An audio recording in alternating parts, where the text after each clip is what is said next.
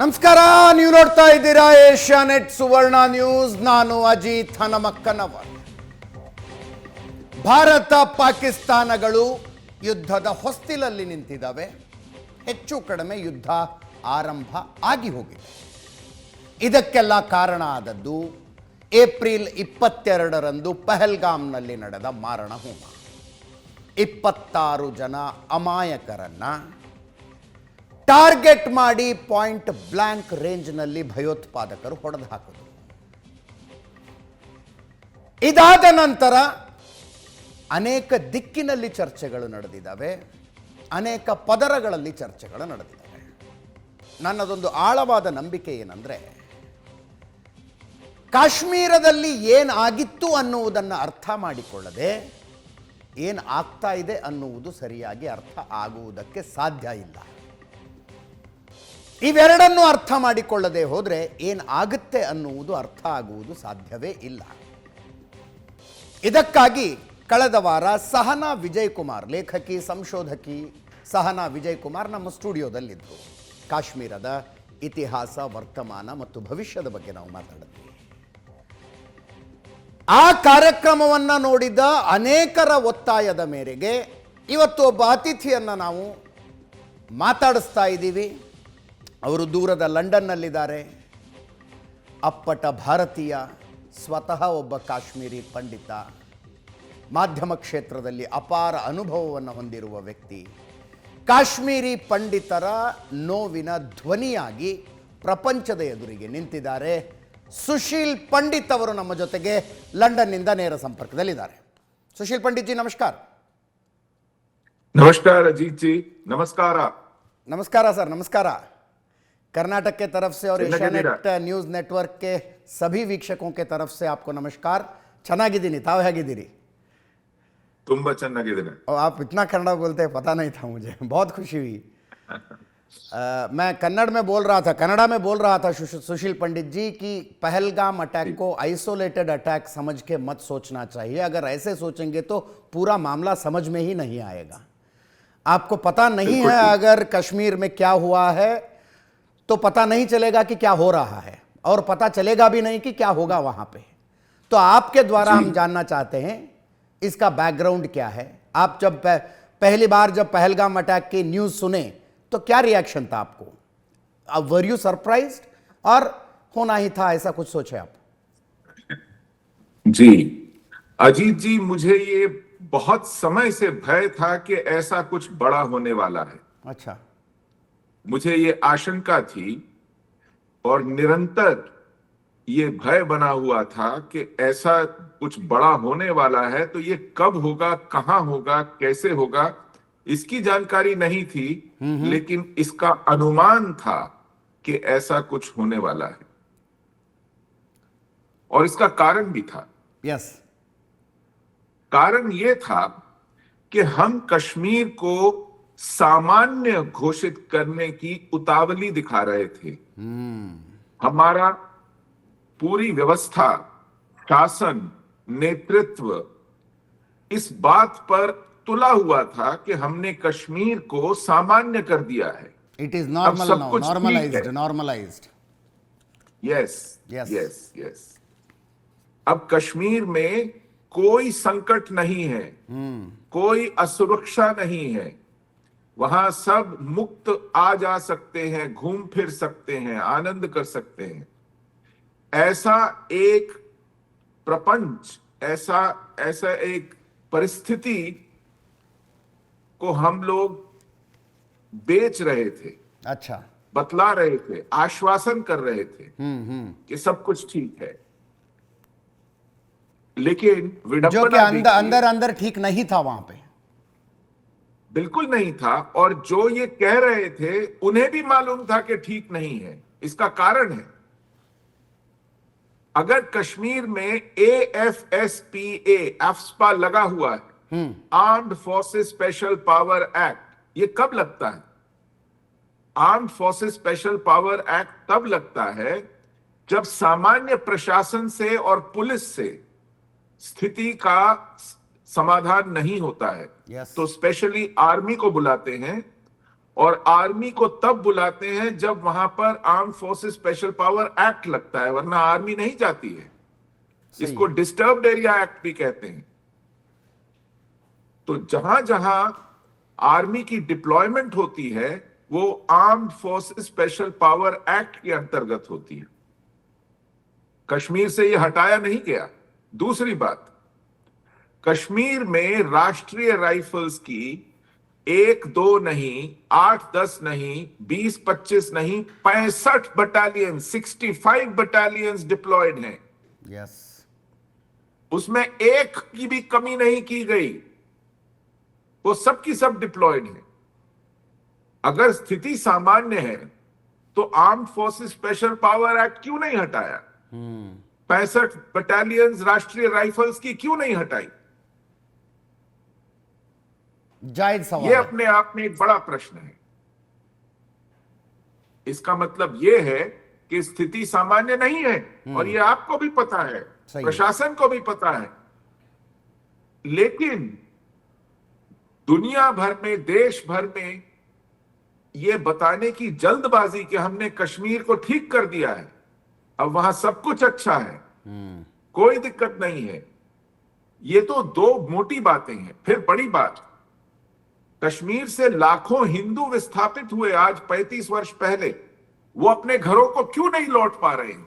Sir, हम कश्मीरी हिंदुओं के बात पे आएंगे, उससे पहले मैं जानना चाहता हूं कि बात चल रही है ये सिक्योरिटी लैब्स थी, इंटेलिजेंस लैब थी, आपका मानना भी ऐसा ही है? जी, बिल्कुल।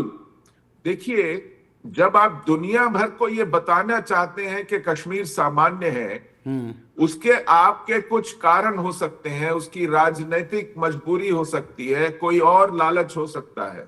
सही है। लेकिन आप जानते हुए भी फिर सिक्योरिटी ढीली कर दें, इंटेलिजेंस को न देखें, चौकसी न रखें, तो ये तो क्षमा योग्य नहीं है। आप दुनिया को कुछ भी बताएं, यदि आपको पता है तो आप तो कम से कम सचेत रहें। आपने अपने प्रोपेगेंडा पर खुद ही बिलीव कर लिया। सुशील पंडित जी, एक सोच ऐसा भी रहा होगा कि टेररिस्ट कभी टूरिस्ट को अटैक नहीं करेंगे, कश्मीरी मुसलमानों के रोजी रोटी उनसे चलती है, कभी ट्रैक रिकॉर्ड नहीं रहा है, कभी अमरनाथ यात्रा पे हुई थी, एक और यात्रा पे हुई थी, मगर टूरिस्ट के ऊपर कभी अटैक हुआ नहीं था, तो नहीं होगा, ऐसा भी एक सोच रहा होगा क्या? नहीं, टूरिस्ट के ऊपर अटैक नहीं रहा है, यह भी एक भ्रांति है, ये सच नहीं है। अच्छा। जब ये सारा प्रपंच शुरू हुआ 90 के दशक में, तो यूरोपियन टूरिस्ट की गर्दन काट ली गई थी। एक जर्मन टूरिस्ट को, यूरोपियन टूरिस्ट को बंधक बनाया गया था। उसके बाद भी डल लेक पर, डल गेट के सामने एक गुजराती टूरिस्ट की बस के ऊपर ग्रेनेड से अटैक किया गया था। बार बार टूरिस्ट को खतरे में डाला गया। हाँ, ये बात और है कि पैसा कमा रहे हैं तो इसलिए टूरिस्ट पर अटैक नहीं करेंगे, ऐसी कुछ समझ वहां थी। यस। लेकिन लेकिन लेकिन यदि भारत हर रोज बताए कि आज इतने लाख टूरिस्ट आ गए, इस सीजन में इतने करोड़ टूरिस्ट आ गए, टूरिस्ट आ गए इसीलिए स्थिति सामान्य है, तो वो आपकी इस धारणा को भी ध्वस्त करने के लिए कुछ भी करेंगे। यस। यदि आप यही प्रमाण देकर बताना चाहेंगे कि हम कश्मीर को अब जीत गए हैं, उसको संभाल लिया है, तो आपको गलत साबित करने के लिए वो यहां तक भी जाएंगे। और ये केवल पाकिस्तानी टूरिस्ट टेररिस्ट करेंगे ऐसा नहीं है। इन पाकिस्तानी टेररिस्ट को घर में जगह कौन देता है, खाना कौन खिलाता है, आने जाने का रास्ता कौन बताता है, छुपने की जगह कौन देता है, लोकलाइट्स रेकी कौन करता है, लॉजिस्टिक्स कौन प्रोवाइड करता है? तो वहां का लोकल जो पॉपुलेशन है, उसके सहयोग के बिना यह संभव नहीं है। उसको भी टूरिज्म से फायदा होता है, लेकिन वो फिर भी ऐसा करते हैं क्योंकि जिहाद उनके लिए प्राथमिकता है, बाकी सब गौण है, सेकेंडरी है। तो अभी इतिहास के बारे में बात करेंगे सुशील पंडित जी। मैंने आपके बहुत भाषण सुने हैं, जैसे आप बोलते हैं जब कर्नाटक नहीं था, तमिलनाडु नहीं था, केरल नहीं था, तो तब कश्मीर था। क्या हो गया इस कश्मीर को? कब से शुरू हुआ ये सिलसिला? देखिए, कश्मीर में 14वीं शताब्दी से, 14th सेंचुरी से, 1339 अगर टू बी प्रिसाइज, ओके 1339 से वहां पर मुस्लिम शासन आया। ओके और वो कोई युद्ध जीत कर नहीं आया, कोई घोड़े पर चढ़कर तलवार लेकर नहीं आया, वो शरणार्थी के रूप में आए थे। और यहां आपसी कलह का लाभ लेकर, अनुचित लाभ लेकर और कूटनीति से, सबकी सहमति से, क्योंकि अच्छा। कश्मीर का जो हिंदू समाज था, जो कुलीन समाज था, वो आपस में उसमें कलह थी कि मैं शासन करूंगा, मेरा प्रभुत्व होगा। ऐसे में उन्होंने एक शरणार्थी मुसलमान को शासक बना दिया कि ये यहाँ का स्थानीय नहीं है, ये कभी भी ज्यादा ताकतवर, शक्तिशाली नहीं हो पाएगा, तो हम सबको सूट करेगा, ना मैं आपको बनने दूंगा ना आप मुझे बनने देंगे, हम मिलकर के किसी तीसरे को बना देंगे। My goodness. तो अच्छा। इस तरह शाहमीर, सुल्तान शाहमीर सबसे पहला मुस्लिम शासक बना। और जब वो 1339। शासक बना 1339, यस। और जब वो शासक बना तो हमारे यहाँ राजा जो है वो वंशानुगत होता है। हाँ। फिर उसका बेटा बना। अब ये पहली 4-5 पीढ़ी राज तिलक करके, मंत्रोच्चार के साथ, वेद घोष के साथ सिंहासन पर बैठते थे। और जो कुलीन थे, जो मंत्री परिषद थी, वो सब हिंदू थे। उन्होंने ही मिलके इसको बनाया था। और फिर जैसे ही ये बना, इसने ईरान से और तुर्की से मुस्लिम प्रचारकों को बुलाया, कहा कि मेरे कश्मीर का धर्मांतरण करो, अच्छा। ताकि मेरा शासन और स्थिर और स्थायी हो सके। और फिर इन प्रचारकों ने लोभ से, हिंसा से, छल से कश्मीर का जो आम समुदाय था, कुलीन समुदाय नहीं, आम समुदाय, उसको मतांतरित किया इस्लाम गया। में आने के लिए प्रेरित भी किया और बाध्य भी किया। और पूरा का पूरा राज्य हिंसा की चपेट में आया। और सबसे पहला वहां से निष्कासन हिंदुओं का 1405 में हुआ, 1405। 5। अच्छा। यानी अच्छा।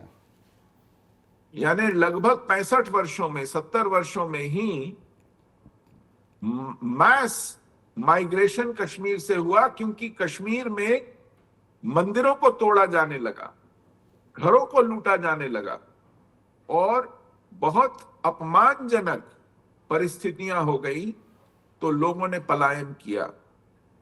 इस तरह पिछले 600 वर्षों में 1990 का पलायन 7वां सामूहिक पलायन है कश्मीर से हिंदुओं का।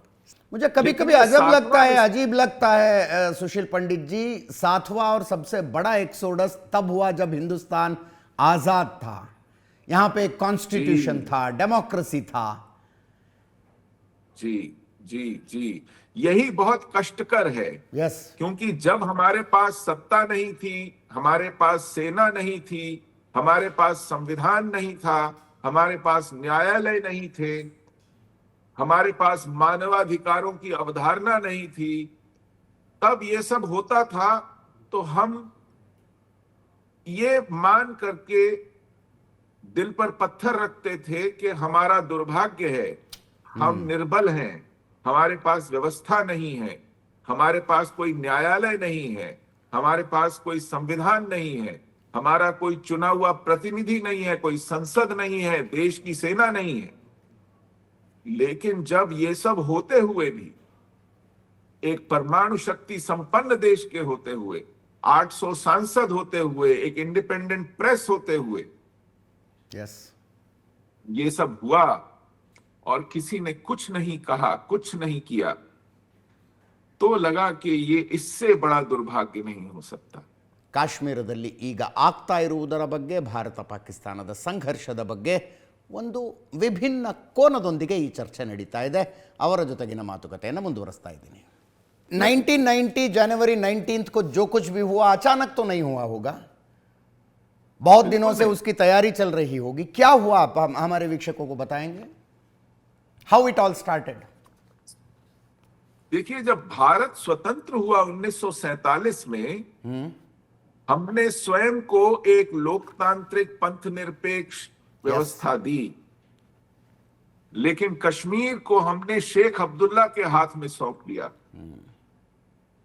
और न केवल शेख अब्दुल्ला के हाथ में सौंपा, बल्कि उसको 370 जैसी व्यवस्था के अंतर्गत स्वायत्तता भी दी, स्वतंत्रता भी दी। भारत का संविधान कश्मीर में लागू नहीं होने दिया। यस। सुप्रीम कोर्ट का दखल नहीं चलने दिया। Election commission, controller and auditor general, अपनी पार्लियामेंट, कोई भी कश्मीर की व्यवस्था में किसी भी तरह का हस्तक्षेप नहीं कर सकते थे। ऐसी व्यवस्था में शेख अब्दुल्ला ने मनमानी की।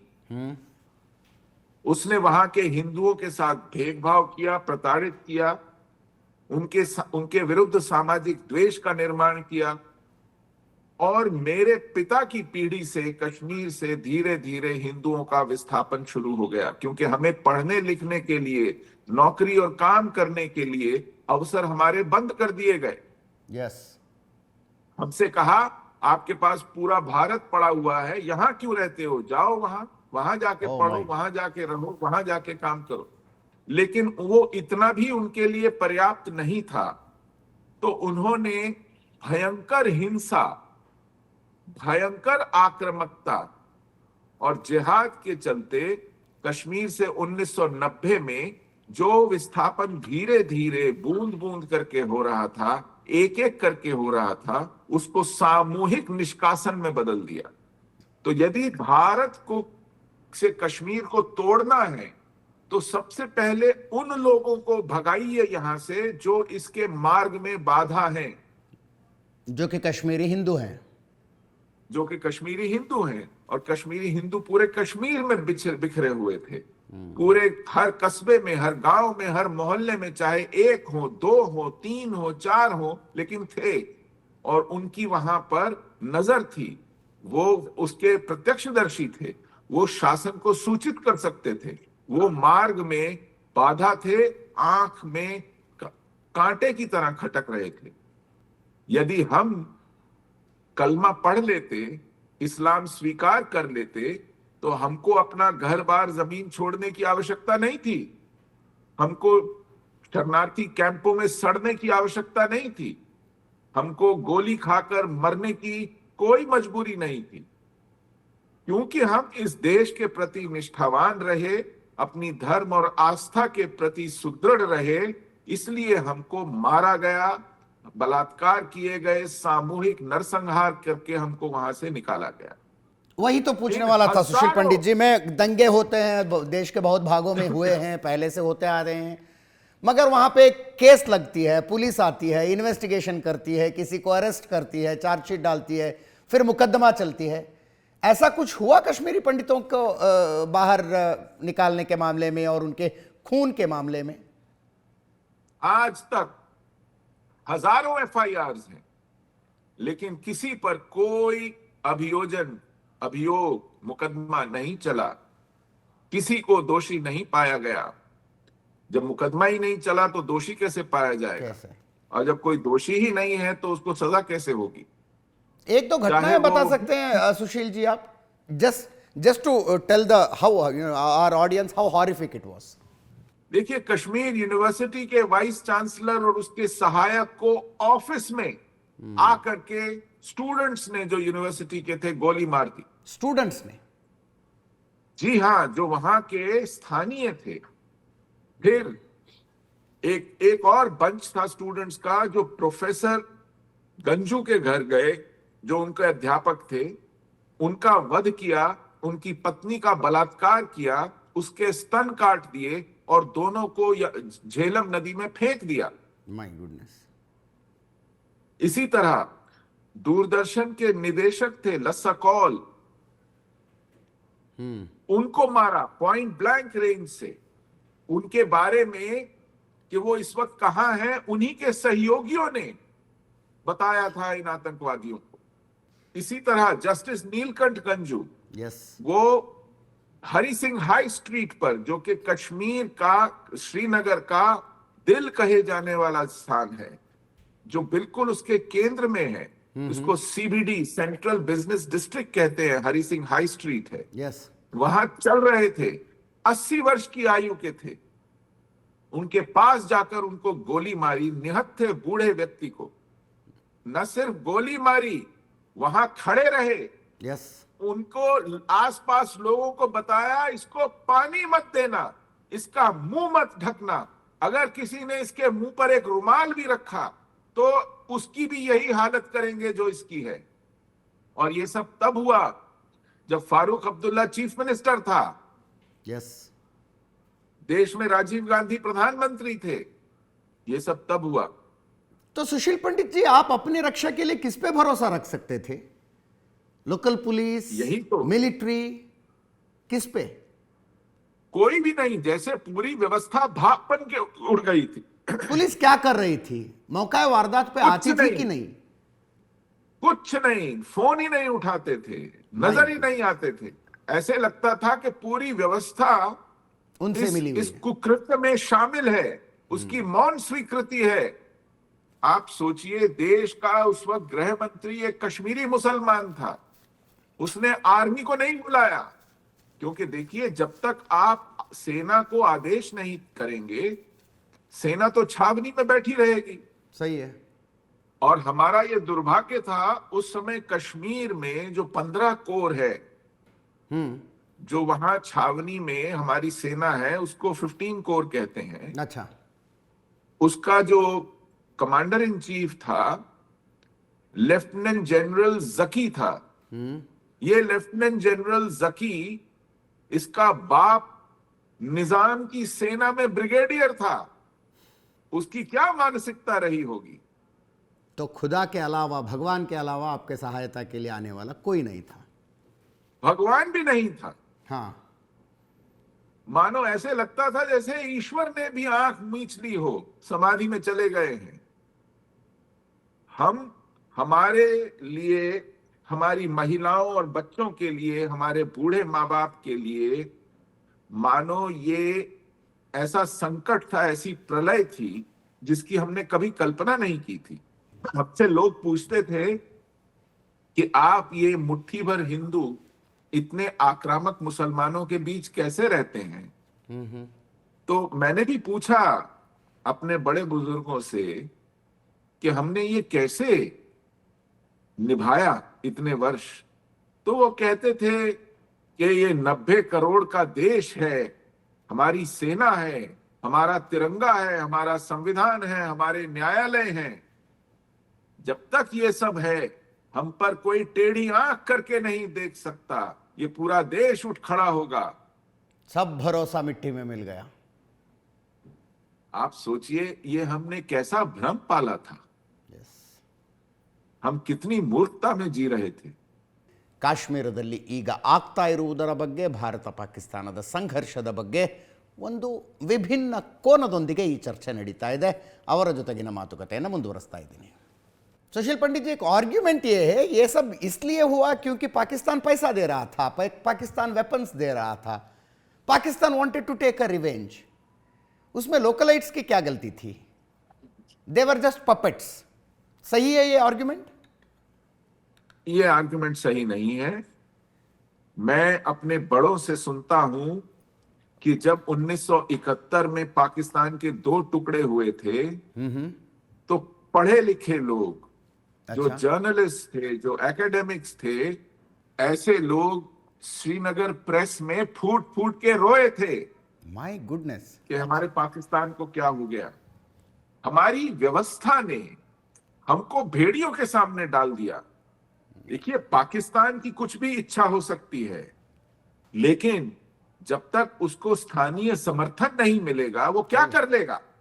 अगर पाकिस्तान के पाकिस्तान की मंसूबे सेना- उतने सही होते और वो कर पाते तो गुजरात में भी कर सकते थे, राजस्थान में भी कर सकते थे, और वो करेंगे।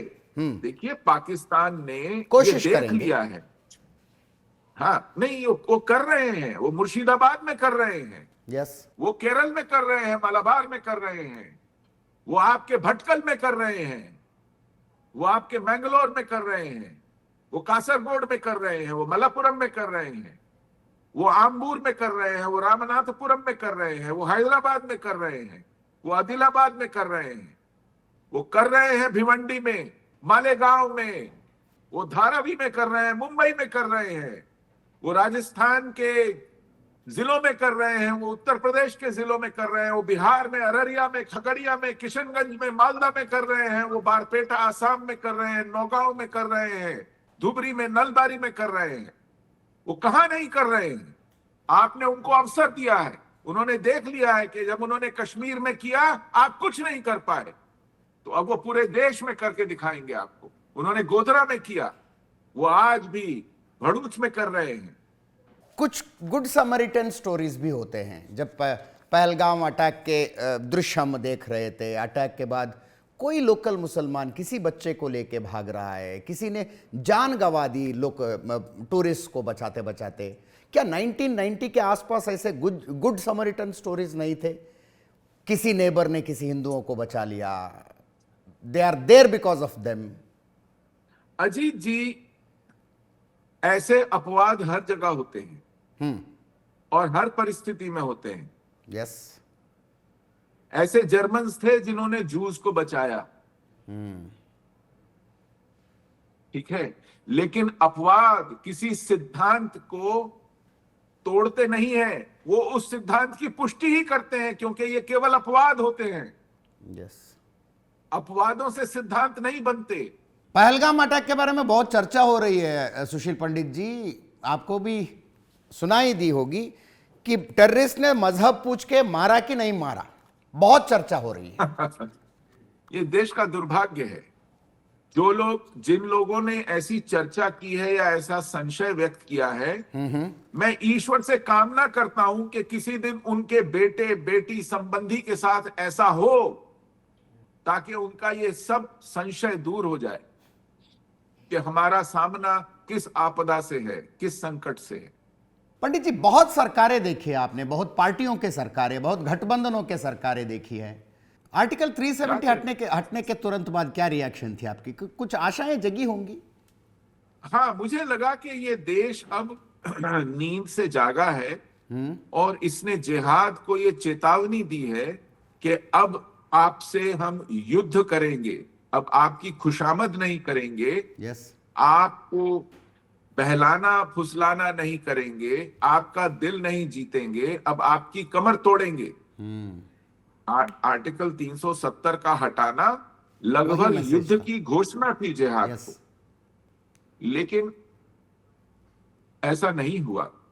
हमें लगता था कि यह पहला चरण है, पहला पग है, पहला कदम है, लेकिन व्यवस्था ने उसको आखिरी कदम मान लिया कि हमने 370 हटा दिया, हमने तो बोला था हटा देंगे, हटा दिया, बस खत्म। लेकिन 370 देखिए केवल संविधान का एक प्रावधान था। यस। उस प्रावधान की छत्र छाया में 75 वर्ष इस देश में एक जिहादी व्यवस्था को पनपते देखा कश्मीर के अंदर। वो कानून बदलने से व्यवस्था भाप बन के उड़ नहीं गई, नहीं जाती है। यस। उसके जो लोग थे, उसके जो इंस्ट्रूमेंट्स थे, उसका जो नेटवर्क था, उसकी जो संपदा थी, उसके जो साधन थे, वो तो इंटैक्ट थे। वो तो जमीन पर जाकर डिसमेंटल करने पड़ेंगे ना। सही है। Yes. Which did not happen. जी, आप एक वैक्सीन बना दें और कहें कि हमने वैक्सीन बना दी है, ये सुनकर कोविड अपने आप तो नहीं भागेगा ना। आपको वो जाके वैक्सीन लगानी है, एक एक व्यक्ति को 2-2 बार 3-3 बार लगानी है। यस। तो 370 का हटना केवल वैक्सीन बना देने वाली बात थी। अब जा करके वो उसको जमीन पर क्रियान्वयन नहीं करेंगे, आप केवल घोषणा कर देंगे दूरदर्शन पे, तो कोविड अपना बिस्तर बोरिया लेकर भागेगा थोड़ा ही। सही है। यस। उसको इंप्लीमेंट करना है। आपने आज तक कोई मुकदमा नहीं, हम 3 बार सुप्रीम कोर्ट गए, and once court told that too much time has passed. हाँ, अब आप सोचिए, चलिए कश्मीरी हिंदू आम लोग हैं, भारत की वायुसेना के squadron leader Ravi Yes. Khanna और उनके 4 सहयोगियों को पॉइंट ब्लैंक रेंज से गोली मारी, और गोली मारने वाला यासीन मलिक बीबीसी के साथ हार्ड टॉक में ये कबूल करता है कि हाँ हमने गोली मारी। वो आज तक जिंदा है। टाडा कोर्ट में उसका मुकदमा अभी तक पेंडिंग है, वो चल ही नहीं रहा है। अगर आपकी वायुसेना का स्क्वाड्रन लीडर, उसकी जान कीमती नहीं है, टाडा कोर्ट में चलने वाला टेरर केस इंपॉर्टेंट नहीं है, तो हम सब लोग तो साधारण लोग हैं। आपने दिल जीतने के लिए, खुशामद करने के लिए ये सब कार्रवाई रोक दी। Yes. हिंदू जानों की कोई कीमत नहीं है, और हिंदू शरणार्थी कैंपों में इसलिए नहीं गए ताकि वहां के मुसलमान नाराज ना हो जाएं। तो Kashmiri हम issue इन is पर deep कार्रवाई, inside an ideological issue. That's what you mean to say. Absolutely. And we don't want to address it. It is the elephant in the room. Yes. हम इस पर कार्रवाई इसलिए नहीं करना चाहते क्योंकि हमको लगता है कि इससे नाराज हो जाएंगे लोग। मैं आपको एक उदाहरण और देता हूं। 1991 में, अभी हमें वहां से निकले 1 वर्ष भी नहीं हुआ था, अच्छा। कश्मीर के 2500 ब्यूरोक्रेसी ने, 2500 लोगों ने एक अपील लिखी यूनाइटेड नेशंस को, Saying? रिटन क्या? अपील, अच्छा। कि कश्मीर पर इंडिया का इलीगल ऑक्यूपेशन है, यहां पर रेफरेंडम कराइए। और उस अपील पर सीनियर ब्यूरोक्रेट्स, आईएएस ऑफिसर्स के सिग्नेचर थे। 2500 जो सरकारी तनख्वाह लेते थे। जी हां। तो क्या हुआ, भारत सरकार में उस समय चंद्रशेखर प्रधानमंत्री थे। अच्छा। ये जनवरी 1991 का समय है। तो उन्होंने सांकेतिक रूप से जो 5 उसमें सीनियर मोस्ट थे, लीडर थे, जिन्होंने ये कैंपेन चला करके ये पिटिशन बनाई थी, इन 5 लोगों को नौकरी से निकाल दिया। केवल 5 लोगों को बस। उन 2500 में से। हाँ जी। अब आप सुनिए क्या हुआ। इन लोगों ने कोई कोर्ट में अपील नहीं की। इन लोगों ने अपने बर्खास्तगी पर कोई पिटिशन, मर्सी पिटिशन कुछ नहीं किया। अच्छा, फिर ये घर बैठ गए, और विद इन फ्यू इयर्स हमारी सरकार ने उनको वापस ले लिया। इनको वापस लिया। इनकी प्रमोशंस को, इनकी रुकी हुई तनख्वाह को, इनके सस्पेंशन को कॉम्पनसेशन देके वापस लिया। इन्होंने वापस नहीं मांगा था, इन्होंने कोई माफी नहीं मांगी थी। ऐसी है हमारी 1000-2000 रुपए रिश्वत लेने वालों पे कार्रवाई होती है, और जिन्होंने चिट्ठी लिखी यूनाइटेड नेशंस को कि कश्मीर हिंदुस्तान का भाग नहीं है, उनको कुछ नहीं हुआ।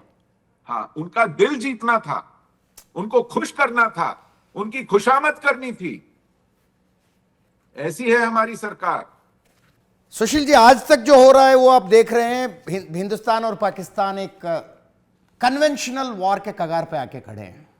It will change anything for Kashmiri pandits, do you feel? इसका जो आउटकम आने वाला है, रिजल्ट आने वाला है, the scenario in Kashmir will change in terms of terrorism? देखिए, मैं कुछ बोलूंगा वो बहुत से लोगों को पसंद नहीं आएगा। बोल दीजिए फिर भी। India is being dragged into a war which it is reluctant to fight. Bharat इस युद्ध में खींचा जा रहा है। औपचारिकता निभाने के लिए आया है। अच्छा। कि हमारे विरुद्ध जो कुछ कार्रवाई हुई पहलगाम में, उसमें इस देश का खून खौल रहा है, गुस्सा है। तो पाकिस्तान को सबक नहीं सिखाना है, इस देश का गुस्सा ठंडा करना है। उस खौलते हुए खून पर कुछ ठंडा छींटा मारना है, ये मानसिकता है। अच्छा। और क्योंकि पाकिस्तान आपको यह भी नहीं करने देगा, वो आपकी कार्रवाई का मुंह तोड़ जवाब देगा, तो इसलिए आपको मजबूरी में फिर प्रतिक्रिया देनी पड़ेगी। तो ये प्रतिक्रिया का जो एक सिलसिला है, उसमें से पाकिस्तान की मेहरबानी से अगर भारत को लड़ना पड़ रहा है, क्योंकि पाकिस्तान की उदंडता है, वो ढीठ है, वो भारत को इतना भी संतोष नहीं करने देगा कि हमने आतंकवाद के खिलाफ कोई कार्रवाई की, तो भारत को मजबूरन युद्ध पे आना पड़ेगा, क्योंकि पाकिस्तान भारत पर एक युद्ध थोप रहा है। यस, पाकिस्तान से थोपा गया परिस्थिति युद्ध ये है ये। तो पाकिस्तान तो भारत को औपचारिकता भी नहीं करने देना चाह रहा है, वरना भारत इसी में संतोष कर लेता कि हमने एक बार उरी के लिए सर्जिकल स्ट्राइक की थी, यस, हमने एक बार पुलवामा के लिए बालाकोट किया था, अब तो अब हम ऑपरेशन एक सिंदूर बार कर दिया। पहलगाम के लिए कुछ, हाँ हमने कुछ कर दिया, लेकिन हम बार बार कह रहे हैं कि ये नॉन एस्केलेटरी है, हमने आपके सेना पर कुछ नहीं किया। अरे क्यों नहीं किया सेना पर? सेना हथियार न दे, सेना कैंप न चलाए, सेना सीमा से बाहर घुसने न दे, तो ये कैसे काम करेंगे कश्मीर में? लेकिन आप बार बार कह रहे हैं कि देखिए हमने आपके सैन्य ठिकानों पर कुछ नहीं किया, हमने केवल आतंकवादी अड्डों को निशाना बनाया। तो ये देश का गुस्सा ठंडा करने के लिए की गई कार्रवाई है, जिहाद की कमर तोड़ने के लिए नहीं। तो क्या करना पड़ेगा जिहाद की कमर तोड़ना है तो? उसका उदाहरण है ना, इजराइल दिखाता है आपको जिहाद की कमर कैसे तोड़ी जाती है। दूर जाने की क्या आवश्यकता है, आजकल हो रहा है, सामने हो रहा है आपकी आंखों के। तो फिर ह्यूमन राइट्स एक्टिविस्ट इनका उनका सबका क्या करें? होने दीजिए। ये ह्यूमन राइट्स एक्टिविस्ट इजराइल में नहीं है क्या, पूरी दुनिया में नहीं है क्या? आपको मैंडेट्स ह्यूमन राइट एक्टिविस्ट ने दिया है या विक्टिम्स ने दिया है? यस, विक्टिम्स ने। आप इस सत्ता में 3-3 बार चुनाव जीत के आए हैं, ये ह्यूमन राइट्स एक्टिविस्ट की मेहरबानी से आए हैं या इस देश के पीड़ित हिंदू की पीड़ा से आए हैं? तो इस सरकार आने के बाद कश्मीरी पंडितों के जिंदगी में कुछ भी बदलाव नहीं आया? कुछ एफर्ट्स हुए नहीं? अभी तक तो नहीं आया। कश्मीरी पंडित आज भी उन शिविरों में, शरणार्थी शिविरों में हैं, जहां ना इस देश का प्रधानमंत्री पहुंचा है, ना गृह मंत्री पहुंचा है। वो तो छोड़िए, टूरिस्ट भी और नहीं इस जाते देश, हैं।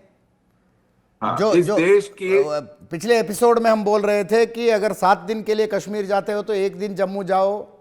नहीं, क्यों जाओ कश्मीर? जिस कश्मीर से आपके हिंदू भाई बहनों को मार कर, पीट कर, लूट कर, नरसंहार करके निकाला गया, जहां उनके मंदिर तोड़े गए, घर लूटे गए, बलात्कार किए गए, अपहरण किए गए, उस कश्मीर में सैर सपाटे के लिए जाना, गुलछर्रे उड़ाने के लिए जाना क्या मजबूरी है? तो क्या छोड़ दें, जैसे कि वो हमारा है ही नहीं, ऐसा सोच के छोड़ दें क्या? कौन कहता है कि ऐसा सोच के छोड़ दीजिए? उस कश्मीर को ठीक कीजिए पहले। उस कश्मीर में जो गलत है उसको पहले ठीक कीजिए। कश्मीर में प्राथमिकता गुलछर्रे उड़ाना, टूरिज्म करना, सैर सपाटे में जाना, शादियां करना, फिल्म की शूटिंग करना, यह प्राथमिकता है, या उस कश्मीर में विस्थापित हिंदुओं का वापस जाना प्राथमिकता है? यह क्या पाखंड है? या कश्मीर सामान्य मान लिया जाए, वहां के कश्मीरी हिंदुओं के बिना वो शरणार्थी कैंपों में सड़ते रहे, आप वहां फिल्म शूट करते रहे? यह विकृत मानसिकता, यह पाखंड, यह है प्राथमिकता इस देश की। और कश्मीर में आप टूरिस्ट भेज भेज के उनका नरसंहार कराएंगे, तो ऐसे कश्मीर चलेगा आपके साथ?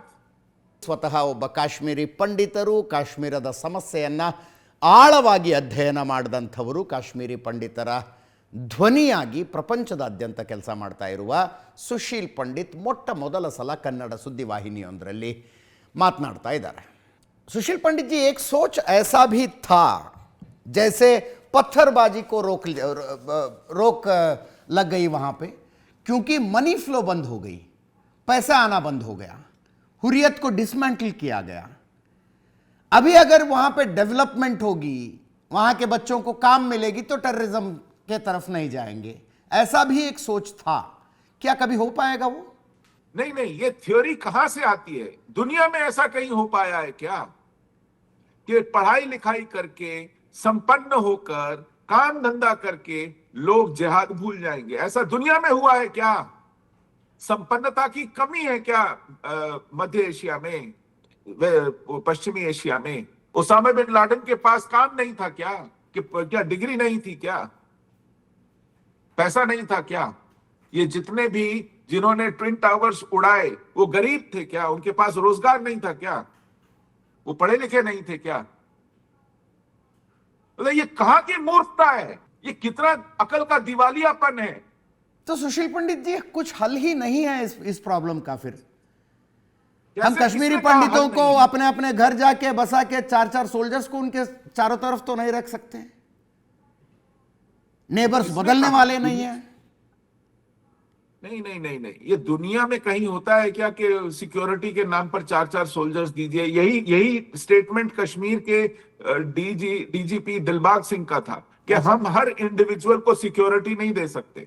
जब वहां पर हिंदू एम्प्लॉइज मारे गए टारगेटेड किलिंग्स में, यस। तो डीजीपी दिलबाग सिंह ने कहा हम हर इंडिविजुअल को सिक्योरिटी नहीं दे सकते। देखिए, सिक्योरिटी की ये अवधारणा है आपके दिमाग में कि हर इंसान को 4-4 सिक्योरिटी ऑफिसर्स मिलेंगे जैसे पॉलिटिशियंस को मिलते हैं।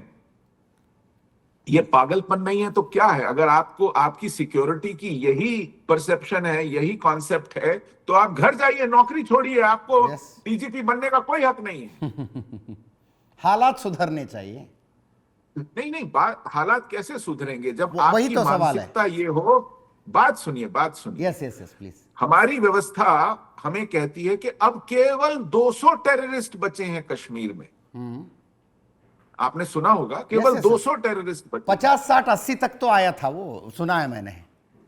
नहीं, No. बात सुनिए। किसी हाँ। भी सभ्य देश में ना, यस। मैं आज यूरोप में बैठा हूं, यहां अगर पता चल जाए कि एक व्यक्ति है जिसके हाथ में कलाशनिकोव है, वो खुला घूम रहा है, तो यहाँ के हाईवेज बंद हो जाते हैं। यहां लोगों को कहते हैं आप घरों में बैठिए, हवा में हेलीकॉप्टर उड़ने लगते हैं, नीचे सब जगह नाकेबंदी हो जाती है जब तक कि उसको न्यूट्रलाइज नहीं किया जाए। एक भी हथियार बंद आतंकवादी हो। सुशील पंडित जी, एक आखिरी सवाल। इतने सालों से ये सब देख देख के आप पेसिमिस्टिक हो चुके हैं, आशावाद खो चुके हैं, इसलिए आपको लग रहा है कि इस जंग से भी कुछ नहीं होगा, या आपको सचमुच में लग रहा है कि इस जंग से कश्मीर में कुछ बदलेगा नहीं और कश्मीरी पंडितों के हालात में कुछ सुधरेगा नहीं? ऐसा नहीं है। मेरी आस्था ईश्वर में है। मेरी आस्था किसी नेतृत्व, पार्टी, सरकार या जंग में नहीं है। मुझे लगता है कि जो परिस्थितियां हैं ये हमारी परीक्षा है, और इन परिस्थितियों में भारत के नेतृत्व को बाध्य किया जाएगा। यस। परिस्थितियां बाध्य करेंगी, क्योंकि यदि इस देश को बचना है तो कश्मीर जैसी स्थितियां देश के अन्य राज्यों में जो निर्मित हो रही हैं, उससे हमें लड़ने को प्रेरित होना पड़ेगा। हम स्वतः प्रेरित नहीं होंगे तो परिस्थितियां हमें बाध्य करेंगी। Are you exaggerating when you are telling this condition is happening in other states also? Are you exaggerating? I don't have to. देखिए, Kashmir has become a metaphor. आज मुर्शिदाबाद में या मालदा में या यहीं उत्तर प्रदेश के संभल में जब हिंदू पीड़ित होता है, उसके पास कोई जर्नलिस्ट जाता है, तो वो मुंह से कहता है कि यहां कश्मीर जैसी स्थिति है। यस।